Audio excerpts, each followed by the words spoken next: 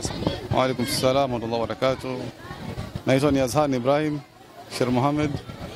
Natokea kampuni na foundation kwanza ya Usangu Foundation na vile kampuni za Usangu Logistics na On Africa Construction, na kwenye tasnia ya madrasa natokea Madrasatul Iman pia nawakilisha. Leo ulikuwepo kwenye mkusanyiko kama ndugu mgeni rasmi, washiriki takriban 20 walikuwepo hapa, lakini tumeweza kusikia washiriki wengine ambao walifanya kisomo ama walisoma siku zilizopita. Mwitikio wa Waislamu ambao wametokeza sehemu mbalimbali Dar es Salaam kwa ajili ya kuja kuhudhuria siku hii ya leo, umeuonaje? Lakini pia mashindano haya yanamaanisha nini kwenu nyinyi Waislamu katika mwezi mtukufu wa Ramadhani? Wallahi, kwanza mahudhurio yamekuwa nadhani ni mazuri na kuna mwitikio mkubwa katika jamii, na jambo la kumshukuru Allah, lakini pia kuwapongeza Waislamu kwa kuwa na umoja pale tunapoalikana mambo ya kheri kuhudhuria, kwani sehemu nyingi za anasa zinajaa watu. Kwa pale ambapo sehemu za kheri tukialikana tukahudhuria ni jambo la maana zaidi. Lakini vile ndani ya mwezi mtukufu wa Ramadhani ndio mwezi ambao Qur'an ilishuka ndani yake. Hivyo sisi kama Waislamu kuihuisha Qur'an ndani ya mwezi mtukufu wa Ramadhani na nje ya mwezi mtukufu wa Ramadhani ni wajibu wetu. Kwa hiyo tunafarijika kupata kuona vijana wadogo, mashaallah, Allahumma barik, Allah bariki na awazidishie wao na wazazi wao na walimu wao. Kuona vijana wadogo kama wao wanaweza kuhifadhi Qur'an na Mwenyezi Mungu, Allah afikisha wajalie waweze kuielewa na waweze kuifanyia kazi. Tunawashukuru waandalizi katika hilo. Tunaambiwa al-ilmu fi as-sighar kan-nakshi kal-hajar, elimu tutoni sana kwa nakshi katika jiwe. Vijana wengi waliosoma siku ya leo walikuwa ni watoto wadogo. Mmewapa sadaka ya chochote kitu ili muweze kuwapa motisha. Unahisi taifa letu linaelekea wapi hasa katika kuhifadhi kitabu kitukufu cha Allah Subhanahu wa Ta'ala kuhusiana na elimu ya akhira na elimu ya dunia?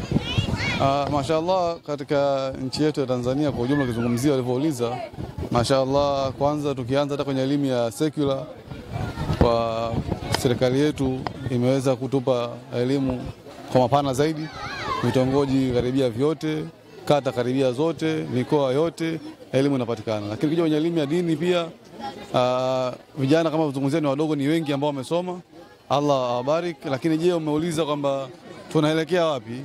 Na mashaallah auitikio koje? Mashaallah, ukiangalia wiki iliyopita tulikuwa tuna mashindano ya Qur'an katika uwanja wa Taifa na mashaallah uwanja mzima umejaa.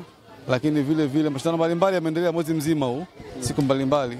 Hii kuonesha kwamba kama jamii, kama nchi tunaenda mbali, tunaenda mbele, na kuona vijana wadogo wanahifadhi na wanasoma, hiyo ndio dalili nzuri ya kesho ya Tanzania na kesho ya Waislamu na kesho ya umma wa Tanzania kwa ujumla.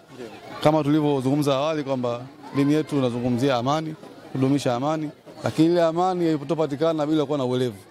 Na uelevu unapatikana kwa elimu, kufuta ujinga, si ndio? Kwa hiyo tunashukuru Allah kwamba vijana wengi wanasoma na wazazi wengi wanasomea wanafunzi wao, watoto wao, na walimu wanajituma. Kwa hiyo katika hayo na tupongeze, tumshukuru Allah, tumshukuru Mwenyezi Mungu na tujalie nchi yetu kudumisha amani.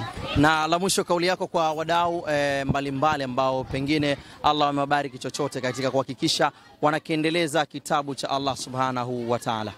Wallahi, ningeweza kusema kwamba mashallah nchi yetu kama Tanzania ina watu wengi ambao ni wepesi katika kutoa na wako front, na hata leo wengi wamefanya zaidi na haonekani hapa. Mimi niko mbele ya kamera, lakini kuna wengi ambao hawapo mbele ya kamera na wamefanya makubwa zaidi, pengine zaidi yangu pia.